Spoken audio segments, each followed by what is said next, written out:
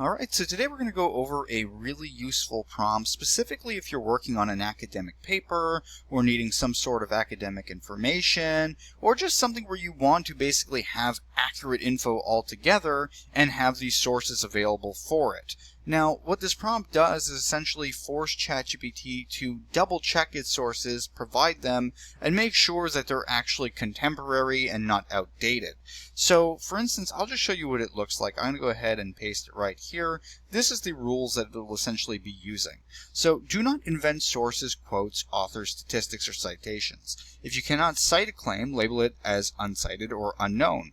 If browsing is available, ask to browse and cite real sources. If browsing is not available, provide a real verification plan instead.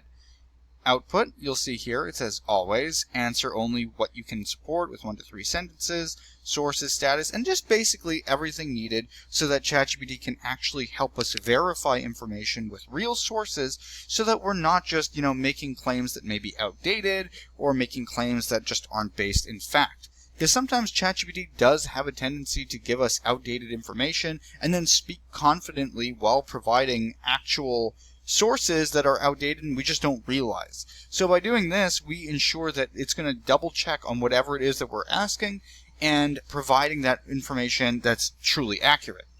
So as you see here, it now understands what to do. All you have to do is copy the prompt, as you see. You can get it from the description of the video or the pinned comment, depending what YouTube allowed us to do. Once you had it, you just basically hit paste, hit enter, and it's good to go. Now, just to show you an example of how this would operate, let me ask it, what is the difference, let's just say difference in YouTube monetization rules as of, let's say, the last 6 months. That way we're setting a time frame on what we're requesting and trying to get accurate information. So in the case that you're writing an academic paper, it would be best to just use deep research mode on here.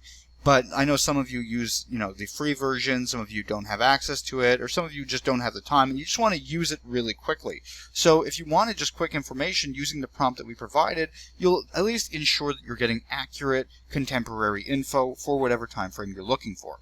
So we asked it, what is the difference in YouTube monetization rules as of the last 6 months? And then as you can see here, the way that it's responding is the same way that we formatted it in the prompt. So it's saying answer. In the last 6 months, I found no official YouTube change to the basic ad revenue YPP thresholds. Full ad revenue still requires 1,000 subscribers plus either 4,000 public watch hours in 12 months or 10 million shorts views. Anyway, it goes on. Then it goes sources status. This is the important part. So all of the claims that are here, it's actually going to say cited claims, which we have. And it's going to provide the source, which it normally would.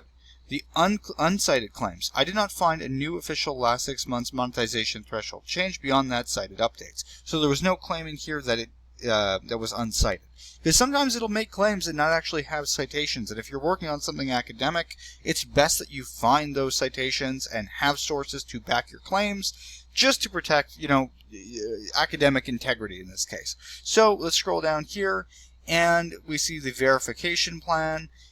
So this is just basically how we can verify and make sure about whatever claims are being made. So check YouTube's YouTube Partner Program and eligibility page. Check YouTube's help policy and updates page for the last 6 months. Check the official YouTube blog and monetization feature announcements.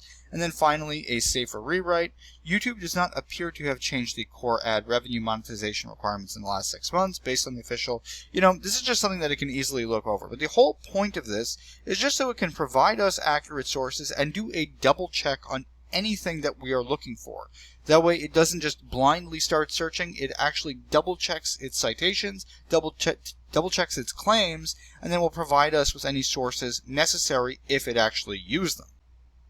So the whole purpose here really is just to make sure that we're getting accurate information and just have ChatGPT double check.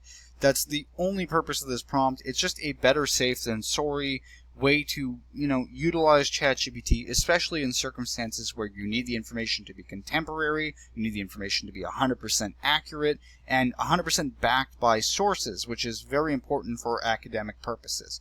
But once again, if you'd like the prompt to just make sure that you are better safe than sorry, you can access it through the description of this video or the pinned comment. All you have to do, once again, is just copy it, hit paste, hit enter, and then in that specific chat, ChatGPT will apply these criteria that we set here to basically give you the answer, the source status, a verification plan, and a safer rewrite for any claims that are being made. So hopefully you guys found this video helpful. If you did, please like and subscribe, and have a nice day.